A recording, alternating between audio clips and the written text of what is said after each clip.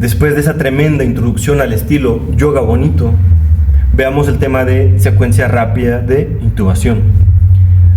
A la hora de tomar la decisión de la protección de la vía aérea del paciente, tenemos dos grandes escenarios. Un ambiente controlado, es decir, el paciente viene en ayuno, tiene estudios de laboratorio, ya le sacamos las escalas que vamos a mencionar más adelante. Es una cirugía programada. El otro gran escenario es un paciente críticamente enfermo, el balaceado, el quemado, al que le metieron un batazo y tiene un TCE severo. En ambos casos, nuestro objetivo es el mismo: la seguridad del paciente. ¿Por qué menciono esto? Sea un ambiente controlado o no, el paciente no está exento de complicaciones por los fármacos que vamos a mencionar más adelante, tanto en la premedicación como en la inducción.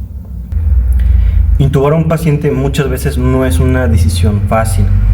Veamos entonces estos tres criterios clínicos que nos pueden ayudar a sospechar para ver qué paciente posiblemente se beneficia de ventilación mecánica. Lo primero es observar a nuestro paciente.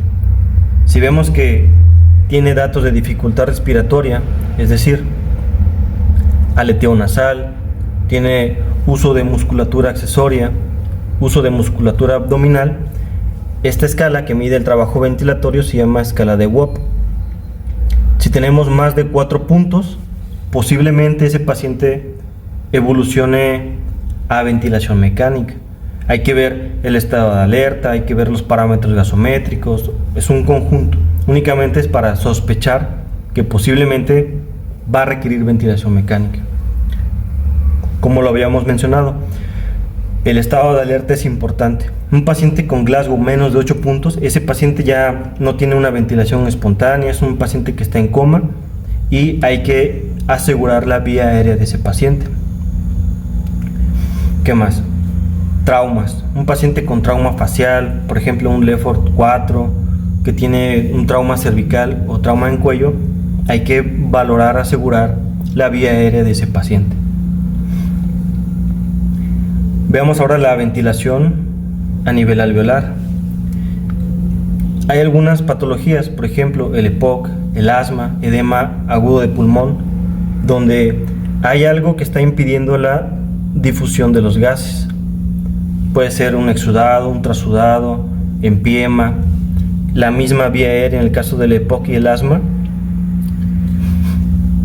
En caso de edema, que haya líquido, o sea, algo que está impidiendo que ocurra la difusión de gases. Y más si ya escalamos los dispositivos, o sea, si ya se utilizó oxigenación no invasiva, probablemente ese paciente va a evolucionar a ventilación mecánica.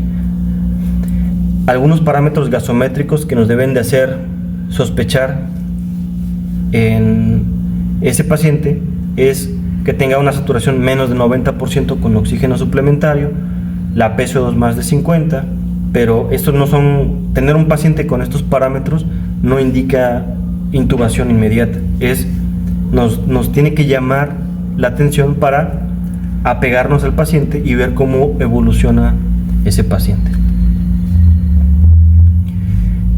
En cuanto a cuál será la evolución más probable, un paciente que tiene un TCE severo, que tiene un Glasgow de 10 y que pierde 2 puntos de Glasgow, probablemente ese paciente se va a seguir deteriorando y va a requerir ventilación mecánica. Otro caso sería un paciente quemado. Al paciente quemado que nosotros observemos que tiene restos de hollín en boca, que tiene las vibrisas están quemadas, muy probablemente por dentro todo esto esté con lesión por la exposición a la temperatura, y esa vía aérea se va a edematizar y después va a ser muy difícil intubar a ese paciente. Entonces, paciente quemado con datos de vía aérea quemada, hay que asegurar esa vía aérea de ese paciente. Otro caso sería alteración anatómica. Pacientes con tumoraciones, angina de Ludwig, hay que ver qué tan permeable está la tráquea y qué tanto compromiso le genera a nuestro paciente. En alteraciones neurológicas también hay que ver pacientes con miastenia, crisis miasténica, se intuba. Un Guillain-Barré que ha progresado demasiado, recuerden que el paciente no va a tener un adecuado uso de su musculatura y posiblemente se beneficie de ventilación mecánica. Veamos ahora las 7 P's. Una vez que tomamos la decisión de asegurar la vía aérea de ese paciente, veamos las 7 P's, las famosas y siempre preguntadas 7 P's.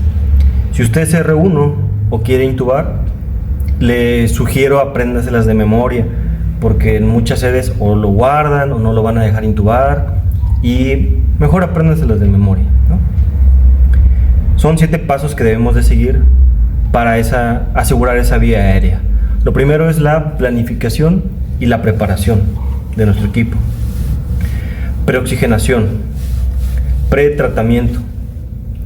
4, sedación y luego parálisis.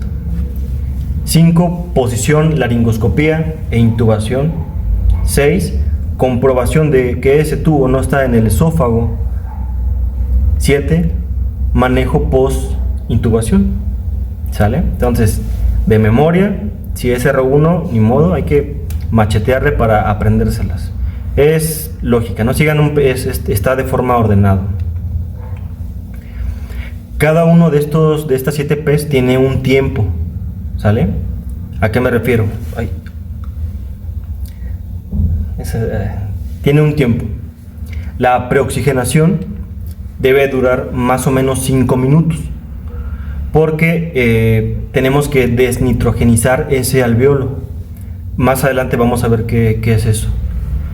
El pretratamiento es analgesia, más o menos 3 minutos, porque es el tiempo que tarda en hacer efecto, sobre todo el fentanilo, ¿no? Que es el que se menciona en casi toda la literatura. Nunca se intuba a un paciente sin analgesia. Nunca se intuba. Y aparte de que disminuye complicaciones, hay que poner una adecuada analgesia a ese paciente y luego continuamos con nuestras 7 P's. Número 4 es la sedación. Sedación, posición y comprobación del tubo nos tiene que tomar más o menos 1 minuto del tiempo de apnea, porque aquí el paciente ya va a estar sin oxígeno y ya no va a tener una adecuada mecánica ventilatoria por la sedación que acabamos de poner. ¿Por qué 1 minuto? Esto es por los fármacos que estamos utilizando. Si se da cuenta ahí, el propofol, el etomidato, la ketamina tienen un inicio de acción de segundos. Cuando llegue a la práctica se va a dar cuenta que pasando el propofol, ese paciente vaidad, cae, ¿no? Cae muy rápido. ¿Qué más? Y número 7, el manejo post-intubación. Más o menos 1 minuto, la que chigue. Paso número 1, la primera P. Planificación y preparación. Le digo, apréndaselas de memoria porque fines de semana y luego se van. Es comprobar que tenemos todo lo necesario. ¿A qué me refiero? Material y equipo. Y lo segundo es nuestro paciente. Tenemos que observar a nuestro paciente. Ahí dice, ¿cómo sabes que soy vía aérea difícil? El cuello corto, ¿no? Hay muchos. Vamos a ver eso más adelante. Material y equipo. Esto vamos a mencionarlo rápido. Fuente de oxígeno, el sistema de aspiración, que tengamos la bolsa autoinsuflable, laringo, tubos endotraqueales, mascarilla de intubación difícil, o sea, la mascarilla laringea, fármacos y monitorización. Y en el paciente, pues los predictores de vía aérea difícil. Si no los ha visto, no los conoce, vamos a verlo rápido. La fuente de oxígeno es esa toma verde que está pegada en la pared en las camas de choque, ¿sale? Si es verde, es de oxígeno. La aspiración es la que está en color blanco. La bolsa autoinsuflable, muy llamada por su nombre comercial Ambu, ver que tengamos el dispositivo completo, que esté funcional. El laringoscopio, ver que tengamos los mangos de diferentes tamaños y sobre todo las hojas. Las Macintosh son las curvas y las Miller las rectas. Normalmente en pacientes adultos se utilizan las curvas, 3 o 4 está bien, y las Miller se utilizan más para pacientes pediátricos. Los tubos endotraqueales, observar que esté en buenas condiciones, que asegurar hay que comprobar que funcione el neumotamponamiento, porque muchas veces o en algunas ocasiones se intuba al paciente y hay fuga, ¿no? ¿Por qué? Porque no está haciendo un adecuado sello. Hay que comprobar.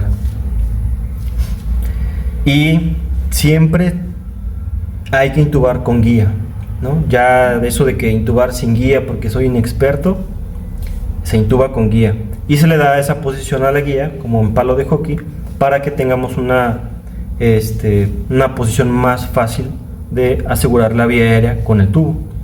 Entonces siempre con guía, ¿no?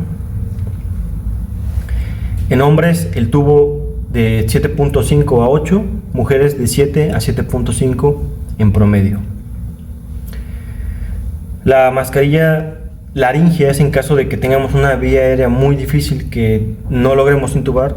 Tiene esa posición porque va de esa forma, ¿no? Si se da cuenta, la función es obstruir la vía del esófago y permite el paso de oxígeno directamente a tráquea. Esta es temporal, se puede utilizar en cirugías cortas o que si llegó a urgencias un paciente grave, se le pone la mascarilla laringea en lo que viene alguien más experto o con un videolaringoscopio si fuese una vía aérea difícil. Los fármacos tenemos tres tipos, ¿no? Lo que vamos a utilizar para la premedicación, la inducción y la parálisis muscular. Todo paciente que se va a intubar tiene que estar monitorizado. ¿Por qué? Por los fármacos que habíamos mencionado previamente. Muchos hipotensan, puede que tenga alguna arritmia. Lo ideal es mantenerlo bajo monitorización. Si tiene 4 electrodos, recuérdese que el blanco va en el brazo derecho, negro brazo izquierdo, rojo pierna izquierda y el verde en la pierna derecha. De preferencia no se guíe por los colores, vea el electrodo y póngalo en su lugar, porque vienen a veces con colores diferentes. Si tiene 5 electrodos, es lo mismo: brazo derecho, brazo izquierdo, el rojo, el verde, y el quinto es el vector. Si fuera un paciente con alguna cardiopatía importante y quisiera observar B2, B5, no sé, se pone el vector que quieramos observar. Cuando estaba de interno, es una mnemotecnia algo fea, pero sí, para recordarlo, ¿no? El blanco le dispara al negro y sangra. Así me acuerdo de esa. Es una mnemotecnia es. Ahora vamos con otra mnemotecnia, ¿no? Esta es para aprendernos los materiales. Como son muchos materiales, alguien estando en algún lugar dijo, pues vamos a asociarlo con jabón, ¿no? Hay una mnemotecnia que es el SOAPME. Vamos a desglosarla. Como ya mencionamos, tenemos todos esos materiales y esta mnemotecnia lo divide de la siguiente forma: S de succión, O de oxígeno, A de vía aérea, la P de fármacos, la M de monitorización y la E de equipo. A mí las mnemotecnias no me gustan mucho, pero pues también esta siempre la preguntan. De preferencia hay que aprendérnosla. ¿Qué más? Hay otra mnemotecnia que siempre preguntan igual, que es para vía aérea difícil. La mnemotecnia se llama LEMON. Está compuesta por L de look externally, de ver al paciente, la evaluación del 3-3-2, M de Malampati, O de obstrucción de vía aérea y la N de la movilidad del cuello. Para la mnemotecnia LEMON, recordemos que inicia con la L, ¿no? L de mirar al paciente. Si usted ve al paciente y se pregunta cómo rayos dobla las cobijas, hay que ver la mandíbula del paciente. Una mandíbula muy corta es un predictor de vía aérea difícil. ¿Qué más? Que el cuello esté muy corto, la boca muy pequeña, pacientes con obesidad o trauma facial, como lo mencionamos previamente, trauma cervical donde no podemos manipular tanto, es un predictor de vía aérea difícil. En la evaluación del 332 se basa en ver la 3 de la apertura de la boca del paciente.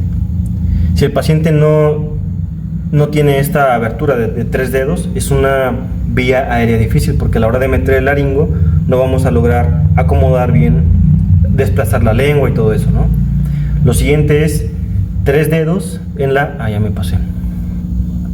3 dedos en la distancia del hueso hioides al mentón. Acá. También, si no tiene 3 dedos, es un paciente con posiblemente vía aérea difícil. Y los segundos son 2 dedos del cartílago hioides al hueso hioides. Si tiene los 3, posiblemente no va a haber tanto problema. Si tiene alguno de esos, posiblemente sea una vía aérea difícil. En la de Mallampati, antes de hablar de Mallampati hay que hablar de la apertura de la boca, lo que mencionamos previamente. Si el paciente tiene una apertura que tiene más de 3 centímetros, 2.6 a 3 centímetros, posiblemente no sea una vía aérea difícil, clase 1, clase 2. Pero si la apertura de la boca es menor de 2.5 centímetros, posiblemente sí sea una vía aérea difícil. Sobre todo les comento por la movilidad y al querer observar con una laringoscopía directa. Si tenemos un laringoscopio, pues así no hay tanto problema, pero una laringoscopía directa sí puede ser difícil. ¿Qué más? Veamos ahora sí la clasificación de Mallampati. Esto se mide haciendo que el paciente abra la boca. Si vemos, como se ve ahí, se ven las amígdalas, los pilares amigdalinos, la úvula es un Mallampati 1. Si vemos únicamente la úvula y el paladar blando, es un Mallampati 2. Si vemos solamente el paladar blando, como es el caso de aquí, es un Mallampati 3. Si no se observa nada, es un Mallampati 4. 3 y 4 son pacientes que van a ser probablemente una vía aérea difícil. En el caso de obstrucción, la presencia de tumores, ¿no?, es como lo mencionábamos, que pueden dificultar manipular al paciente. La presencia de cuerpos extraños, infección o traumas, ¿no? Obstrucción de la vía aérea, un Lefford 4 es vía aérea difícil. Y en la movilidad del cuello va a haber 2 puntos importantes. Lo primero es que el paciente tenga una adecuada movilidad del cuello. Más de 35 grados es una vía probablemente no difícil. Y si el paciente tiene una medida de externo mentoniana menos de 15 centímetros o 12, probablemente va a ser una vía aérea difícil. La clasificación de Bellhaus, ahí se las dejo, ¿no? Grado 1, ninguna limitante, hasta el grado 4, que el paciente no logra mover el cuello. La importancia de esto, creo que sí lo puse, es porque tenemos 3 ejes a la hora de intubar. Tenemos el eje oral, el eje laringio y el eje faringio. Nuestra vía aérea está de este lado y la boca está hacia acá. Entonces tenemos que acomodar al paciente dándole posición para lograr acomodar esos ejes y que nuestra laringoscopía sea que haya menos complicaciones durante la laringoscopía. Si nos damos cuenta, ahí se me adelantó, si entramos de forma directa, la laringe está de este lado y nuestro campo de visión está, para aquí ponemos un ojo, está de este lado. Tenemos que tener un cuello que tenga una adecuada movilidad o posicionar al paciente para que logremos intubar de forma adecuada, sin tanta complicación.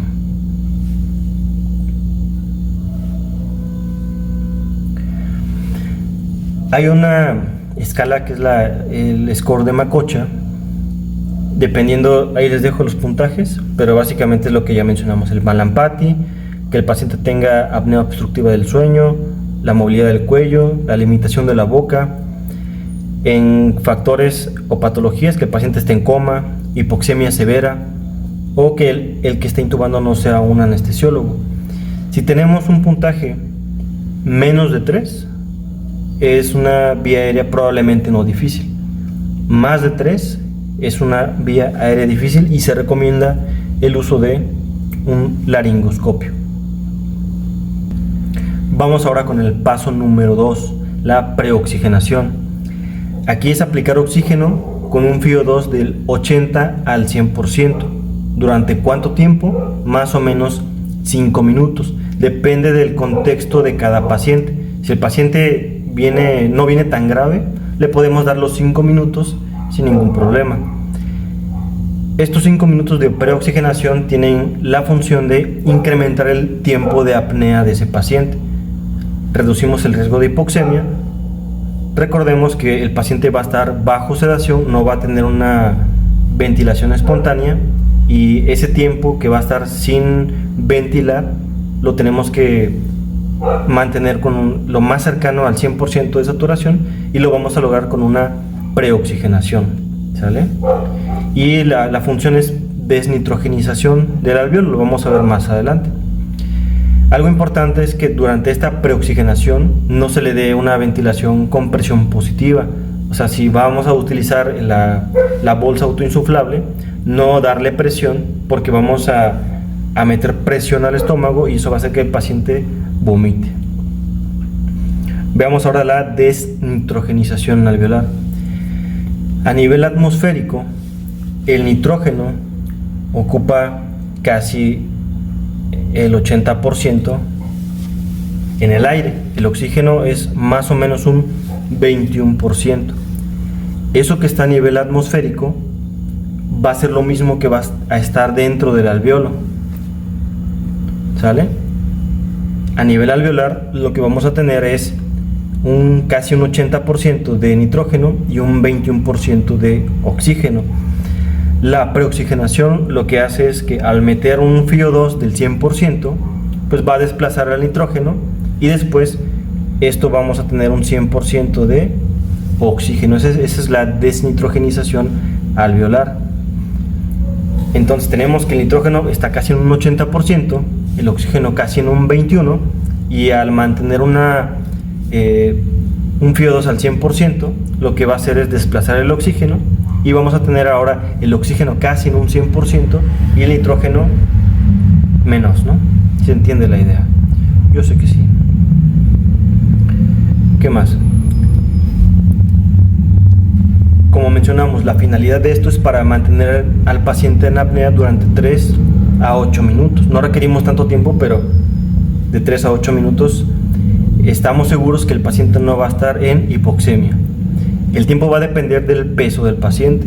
Un paciente que pesa 70 kilos, podemos mantenerlo en apnea durante hasta 8 minutos si se preoxigenó de forma adecuada. Un paciente con más de 120 kilos, esa saturación más de 90 solamente nos va a cubrir durante 3 minutos. Les repito, no requerimos tanto tiempo, pero es el tiempo de seguridad que tenemos. Punto número 3. Vamos ahora con el pretratamiento. El objetivo del pretratamiento es disminuir los efectos adversos de la inducción que vamos a hacer más adelante. De los 3 fármacos que vamos a mencionar, el más importante es la analgesia. ¿Cuál? Fentanilo. El fenta se puede utilizar en casi todos los contextos: pacientes con hipertensión intracraneal, cardiopatía isquémica, trauma. Dosis 0.5 microgramos por kilo. El segundo fármaco es la atropina. Se puede emplear en el contexto de pacientes con alguna bradicardia importante, además de que disminuye el riesgo de la bradicardia por la laringoscopía durante mucho tiempo. Y la lidocaína, 1 miligramo por kilo, disminuye el broncoespasmo y disminuye la hipertensión intracraneal. Nunca intubar a un paciente sin analgesia. Paso número 4, sedación y parálisis. Aunque en la práctica se haga casi al mismo tiempo, es fundamental primero sedar al paciente y luego que quede bloqueado muscularmente. Esto es porque hay que evitar ese trauma al paciente, que no esté consciente durante la intubación. Primero que esté bien sedado o dar una buena sedación y la parálisis al mismo tiempo. Pero nunca iniciar un bloqueador muscular y luego la sedación, o nunca, peor aún, únicamente paralizar al paciente e intubarlo, porque el paciente va a estar despierto. ¿Listo? Hay un artículo de los maestros en donde nos ayudan a estructurar el pensamiento para poder elegir el fármaco dependiendo de la patología.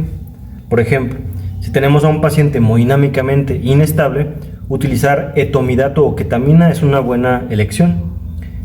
En el contexto de un paciente neurocrítico, recordemos que tenemos metas para este tipo de pacientes. Si el paciente está hipertenso, propofol o tiopental es una buena decisión. Si el paciente está normotenso, el etomidato. Para pacientes con cardiopatías, lo mismo. Si está hipertenso, propofol. Si está hemodinámicamente estable, etomidato. Pacientes con un broncoespasmo severo, ketamina o etomidato son buenos fármacos. Hay que recordar que la ketamina, además de tener un efecto de sedación, también tiene un efecto broncodilatador. Lo importante de este paso número 4 es, además de que primero hay que tener bien sedado al paciente antes de iniciar el bloqueo muscular, es saber qué fármaco vamos a utilizar y por qué lo vamos a utilizar. Por eso vamos a ver consideraciones de cada fármaco para que podamos después cada uno tomar una decisión dependiendo del contexto clínico del paciente. ¿Qué cosas debemos de saber del etomidato? El etomidato se puede utilizar en casi todos los pacientes. Mantiene la hemodinamia del paciente, además de que genera una buena sedación. Nunca olvidar que está contraindicado en pacientes con choque séptico porque aumenta la mortalidad del paciente. El propofol pues es el inductor de primera elección. Usarlo está bien, pero hay que siempre estar pegado con ese paciente para ver la presión arterial media y que mantenga una adecuada perfusión orgánica ese paciente. Entonces el propofol está bien utilizarlo, pero hay que tener en cuenta esa hipotensión que puede causar. El tiopental, ya hemos visto en un video previo de estatus epiléptico por qué se utiliza en estatus epiléptico. Aquí lo importante es de que un objetivo de la intubación es extubar al paciente lo más pronto posible. Si nosotros utilizamos tiopental de forma inicial, no vamos a poder hacer la ventana de forma inmediata, o sea, no la vamos a poder extubar de forma oportuna, porque una vez que nosotros retiramos el fármaco, el tiopental o el paciente despierta 24 horas después o un poco más.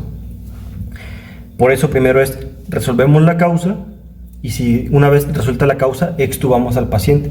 Si la condición es algo que requiere mucho tiempo bajo sedación, en pacientes neurocríticos, pacientes con estatus epiléptico, podríamos utilizar el tiopental de primera elección.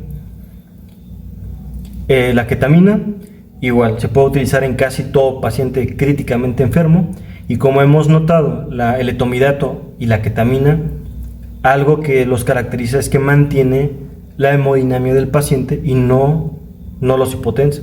Por eso es que últimamente, o en casi todos las revisiones o artículos 2024 a la fecha, se aparecen más que el propofol.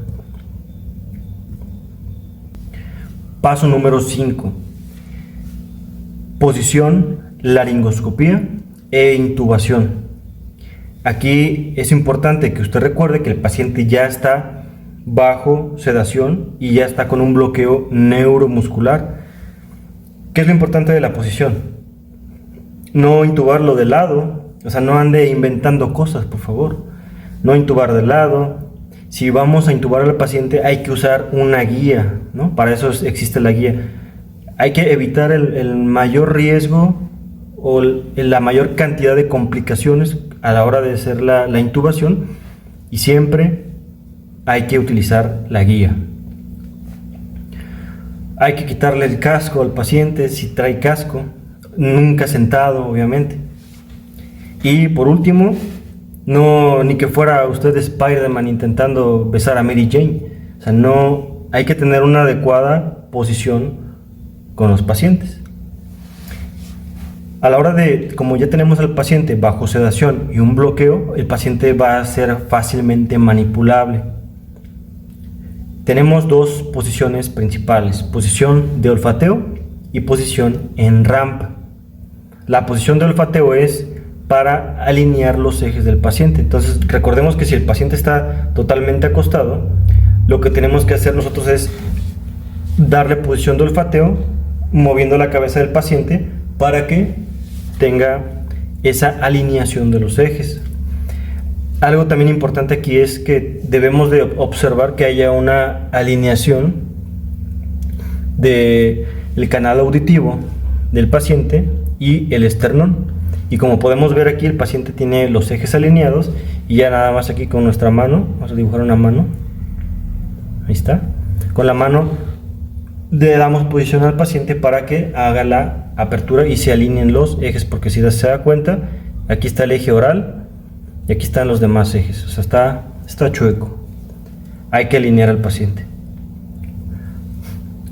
La posición en rampa es para pacientes, de hecho se recomienda más posición en rampa o la posición en bue para mejorar la calidad y la visibilidad de la vía aérea.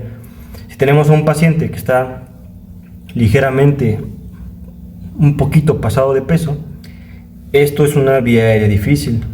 Lo que tenemos que hacer es darle posición a ese paciente para que se alineen los ejes y sea mucho más fácil visualizar. Podemos posición en rampa, podemos darle dependiendo del material que tengamos en nuestras unidades.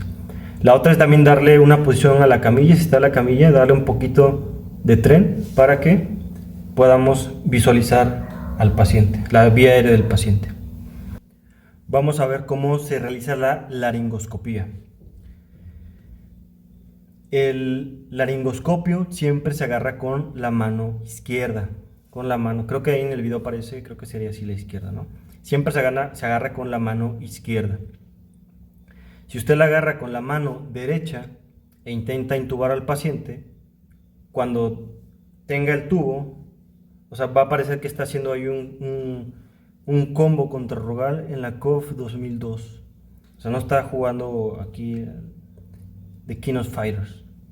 Siempre se agarra con la mano izquierda y se realiza una apertura oral. Vamos a ver una imagen. Como ven ahí, le están haciendo una apertura oral a la jovencita. Esa apertura oral se realiza con mucho cuidado. Primero se le da un poquito de posición al paciente para que haga la posición de olfateo, para alinear los ejes, y luego con cuidado abrimos la cavidad oral del paciente, ya sea así o con los dedos se realiza la apertura oral, como lo hacen así los jóvenes, ¿no? Así. El corazón. No le vaya a volar los dientes al paciente. Entonces se realiza la apertura oral. Esto es importante. Si vemos que el paciente tiene prótesis dentales o algo, se le quitan, ¿no? Se le quitan todas las prótesis para disminuir cualquier complicación. Si vemos que tiene mucha secreción, por eso tenemos ya nuestro aspirador, ¿no? Hacemos la apertura oral, la laringoscopía, y aspiramos. A la hora de introducir la hoja de laringo, se va a realizar por el lado derecho. Como ve aquí, las hojas para la intubación tienen esta placa de metal. Por eso es que si usted la agarra con la mano izquierda, con la mano derecha no va a haber nada, se le va a dificultar porque la visibilidad va a estar del otro lado. Así están hechas las hojas, pues se agarra con la mano izquierda. A la hora ya hicimos la apertura, vamos a entrar por el lado derecho. Vamos a ver ahí. Vamos a entrar por el lado derecho. Esas imágenes las tomé de un video que encontré ahí en YouTube. Les dejo abajo de donde lo saqué. Entramos del lado derecho, ¿sale? Entonces tenemos ahí la hoja. Introducimos con mucho cuidado y desplazamos hacia el lado izquierdo, ¿sale? Vamos a desplazar la lengua hacia el lado izquierdo y después con mucho cuidado vamos a traccionar en línea recta en dirección de la hoja del mango para no lastimar al paciente, porque para eso las hojas tienen esa forma, para que usted no esté ahí jugando. Levantamos, se va a alcanzar a ver ahí la epiglotis y continuamos levantando. Como vemos ahí, creo que le puedo hacer zoom. Se ve ahí las cuerdas vocales, ¿no? ¿Qué más? Entonces siempre entramos por el lado derecho, desplazamos la lengua y traccionamos en línea recta, ¿no? En dirección del mango, muy bien. Esto lo vamos a ver un poquito más adelante, pero fíjese cómo está la hoja del laringo. Tiene esta forma para que nosotros al traccionar en esta dirección levante las estructuras, porque nuestro campo de visión es la boca. Nuestra visibilidad depende de este espacio. Si nosotros palanqueamos o hacemos esto, lo que vamos a ocasionar es de que nuestro campo de visión se va a ir más arriba y no vamos a alcanzar a ver porque estamos viendo a través de la boca, ¿sale? La hoja recta va sobre la epiglotis, la hoja curva va en la valécula. Traigo ahí unas imágenes, un video para que vea cómo va.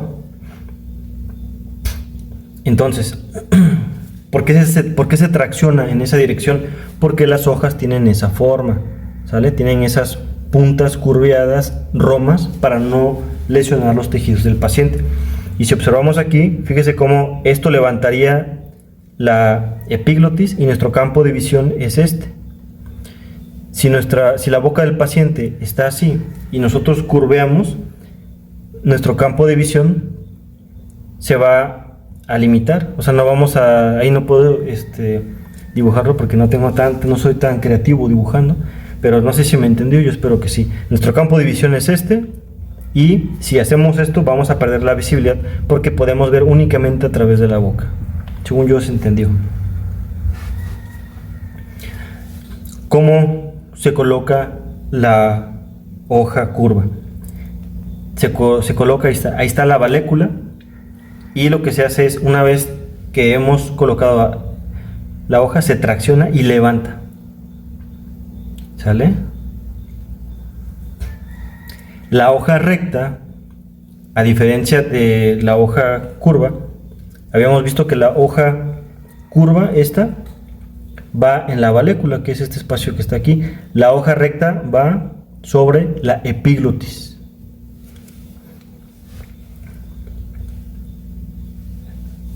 Ubicamos la epiglotis y levantamos en forma recta.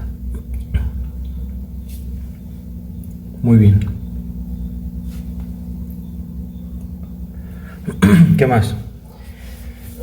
Si se da cuenta, ya ahí se ve un poco nerviosa la doctora. Siempre se tracciona en forma directa, ¿no? En la dirección del laringo, y siempre con la mano izquierda, porque una vez que veamos la vía aérea, nuestro campo de visión va a ser de este lado porque aquí está bloqueado por la hoja. Esta posición que tiene la doctora, o esta mirada fija a la vía aérea, es importante porque una vez que nosotros hemos encontrado vía aérea, fíjese cómo ella nunca pierde de vista la vía aérea, para que en cuanto logre ver cuerdas vocales pida el tubo sin quitar la mirada de la vía aérea. Alguien debe estar ahí como está en la imagen, está preparado ya con el tubo, ya con la guía, ya con la curva en palo de hockey, para que ella únicamente veo cuerdas, le dan la guía en la mano y introduce. Una vez, o creo que ahí me adelanté un poco, una vez que se está haciendo la laringoscopía, como lo está haciendo la doctora, hay que sacar una escala o hay que clasificar esa vía aérea. Si tenemos porque esto es para ver el grado de dificultad a la hora de intubar al paciente. Si tenemos un grado 1 o un grado 2, se ven todas las estructuras anatómicas, ¿no? Se ve la epiglotis, las cuerdas vocales, los pilares, todo. Grado 2 se ve no tanto, se ve la mitad de las estructuras. En un grado 3 se ve únicamente la porción de la epiglotis y en el grado 4 no se ve nada, no se ve nada. Esto porque es importante. Al estar haciendo la laringoscopía, si tenemos nosotros un grado 3 o grado 4, como decía ¿cómo se llama este señor? Chabelo, mucho ojo y cuéntale a quien más confianza le tengas, porque va a ser una vía aérea difícil. Probablemente se requiera un videolaringoscopio y en caso de no tenerlo y que ya se hayan intentado 2 o 3 veces, se puede utilizar la maniobra de Selig o la maniobra de Burp, que consisten en hacer una presión en el cartílago cricoide del paciente. La maniobra que más se emplea es la maniobra de Selig, que se le hace se presiona, se desplaza hacia la izquierda y hacia arriba, ¿sale? Y en la maniobra de Burp únicamente es la presión del cartílago. Esto se puede hacer en el caso de que esté haciendo la videolaringoscopía, la laringoscopía, y veamos que está muy anterior, como en el caso del grado 3. Como ya no se puede observar más, uno mismo le puede hacer la maniobra de Selig. Y una vez que veamos la vía aérea, le podemos decir a alguien que mantenga presionado para nosotros lograr intubar. Obviamente si ya vio un grado 3 o un grado 4 y tiene videolaringoscopio, pues ahí es más fácil, ¿no? O sea, nada más que te venden los ojos y pues ya lo intubas, porque con el videolaringoscopio es mucho más sencillo, ¿sale? Ahora sí vamos con la parte de la intubación, que sigue siendo el paso número 5. Quiero que pongan atención en este video, así lo puedo reproducir, listo. Ahí ve vía aérea, introduce el tubo y fíjese cómo una vez que pasa el neumotaponamiento, que es ese que está aquí, este es el tubo y aquí va la bolsa de neumotaponamiento. Pasando esa bolsita de neumotaponamiento, deja de introducir el tubo, porque si no se va a ir selectivo a uno de los bronquios, ¿sale? A ver, listo, pasa y una vez estando ahí asegura. ¿A qué me refiero? Pasa y detiene bien el tubo, porque ha pasado en algún momento, o puede pasar, que si alguien te jala la guía, y esa guía es de esas guías que llevan ahí ya 10 años en los servicios de salud, están no son rectas, genera mucha presión sobre el tubo y al momento de que alguien te jala la guía, ¡pah!, se extuba a ese paciente. Hay que tener cuidado. Fijamos bien que alguien retire la guía y no se extuba, ¿no? Ahora, ¿hasta dónde vamos a introducir o asegurar ese tubo? Vamos ahora con el paso número 6. Comprobación del tubo endotraqueal. ¿Hasta dónde se va a introducir ese tubo? Idealmente, algunos tubos tienen unas marcas, ¿no? Tiene aquí el baloncito de neumotaponamiento y tiene unas marcas en donde en teoría tendríamos que quedar en medio de las dos. O sea, pasando el balón de neumotaponamiento, primera marca, nos detenemos. No todos lo traen. Lo ideal sería que quedara entre 3 a 6 centímetros por encima de la carina. Entonces aquí tenemos la carina y tenemos aquí un espacio de 3 a 6 centímetros. ¿Qué otra cosa es importante? ¿Con cuánta presión vamos a dejar insuflado ese neumotaponamiento? Porque recordemos que ese tubo esté generando una presión contra las paredes, y si hacemos un corte ahí, vemos como si está más insuflado de lo que requiere ese paciente, vamos a lesionar la mucosa, a tener una disminución de flujo en los capilares, y se va a generar lesión y necrosis de ese tejido, por lo cual tendría que quedar entre 20 y 30 centímetros de agua, que transformados, o si hacemos el equivalente a milímetros de mercurio, quedaría en 18 milímetros de mercurio. Para eso hay una técnica que se utiliza, una de 3 vías, con una jeringa y un manómetro, para ver a cuánta presión queda.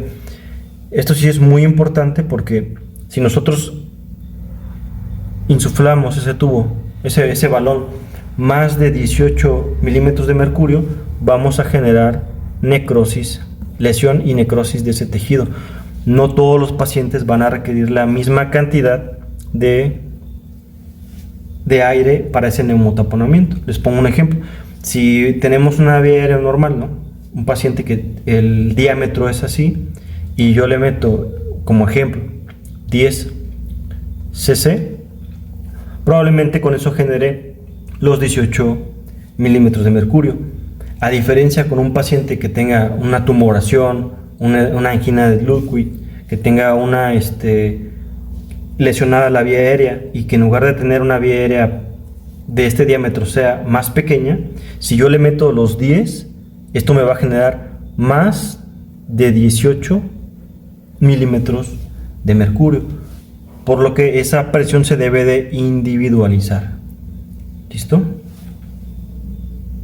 Yo espero que se haya entendido. Parte de la comprobación del tubo endotraqueal es saber en dónde estamos. ¿Por qué? Hay que auscultar primero el epigastrio para saber que no se fue ese tubo por el esófago, ¿no? Pasa, pero hay que auscultar. Primero se ausculta epigastrio. Si no se escucha el ruido porque alguien tiene que insuflar, nos vamos a tórax. Si al auscultar el epigastrio escuchamos el aire, ya no hay que seguir insuflando, porque ese estómago se va a inflar y el paciente va a vomitar por el tubo, por todos lados, y todos van a salir bañados ahí. Auscultamos epigastrio, que no esté el tubo en el esófago. Después nos vamos a tórax, ¿no? Nos vamos a infraclavicular, bilateral. Vemos que se escuche de forma igual el hemitórax del lado izquierdo, el derecho, para saber que no estamos selectivos en un solo bronquio. Ahí se ve una radiografía cómo quedaría arriba de la carina ese tubo. También parte de la comprobación, o ya para finalizar esta parte de la comprobación, es fijar el tubo. Aquí sí hay que, uno como médico o como de enfermería, hay que tener bien fijado ese tubo, porque muchos pacientes, si es un paciente grave, se lleva que a tomografía, que lo tienen que estar cambiando, y cuando se dan cuenta el paciente ya está extubado, ¿no? Entonces, que quede bien fijo. En los hombres, de 22 a 24 centímetros de la arcada dentaria. En mujeres, de 20 a 22. Listo, ya. Último paso, chicos. ¿Dónde está mi café? Ya lo perdí. Paso número 7 y último. Esto ya es post intubación, ya aseguramos bien, ya está conectado al ventilador. Entonces hay que mantener una adecuada pseudoanalgesia de ese paciente. Si el paciente está despierto, está combativo, está irritable, va a aumentar la presión intratorácica, va a haber lesión a nivel pulmonar, barotrauma, atelectrauma, biotrauma, ¿no? Se puede también llegar a extubar el paciente al estar mucho tiempo moviéndose. Además de que si no está con una adecuada pseudoanalgesia, ese paciente va a tener una respuesta inflamatoria, y eso va a perpetuar que continúe con la ventilación mecánica, que esté hemodinámicamente estable, porque estamos perfundiendo medicamentos como el propofol que pueden hipotensar a los pacientes. Puede tener arritmias, lo que sea, ¿no? Hay que estar vigilando. Por eso lo vamos a tener monitorizado. La radiografía de tórax ya una vez intubado al paciente y resolver la causa que lo llevó a la ventilación mecánica. Esa es una de nuestras prioridades al intubar al paciente. Se intuba, resuelvo la causa, lo extubo. ¿Cuándo? Lo más pronto posible. ¿Cómo es? Lo más pronto. Y ya lo puse, ¿no? Lo más pronto posible. Ya como último, hay que vigilar metas de protección pulmonar, modalidades en la ventilación, protocolos de liberación de la ventilación mecánica, porque no solamente es resolver la causa, quitarle los sedantes y que se despierte, ¿no? Hay protocolos, pero esto lo vemos con más calma en otros videos, amigos. Nos vemos. Yeah, yeah, yeah, yeah, yeah.